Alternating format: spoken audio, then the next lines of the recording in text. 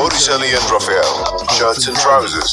நள்ளிரவில் பெய்த தொடர் கனமழையால் பெங்களூருவில் குடியிருப்புகளை வெள்ளம் சூழ்ந்ததால் இயல்பு வாழ்க்கை முடங்கியுள்ளது. விவரங்களோடு செய்தியாளர் ஜெகநாத் இணைந்திருக்கிறார். கூடுதல் விவரம் என்ன ஜெகநாத்?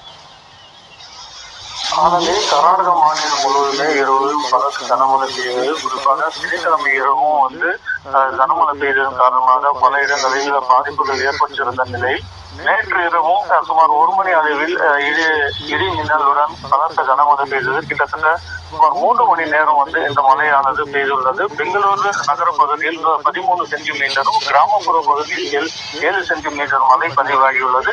இந்த மழையின் காரணமாக பல இடங்களில் போக்குவரத்து நெரிசல் ஏற்பட்டுள்ளது.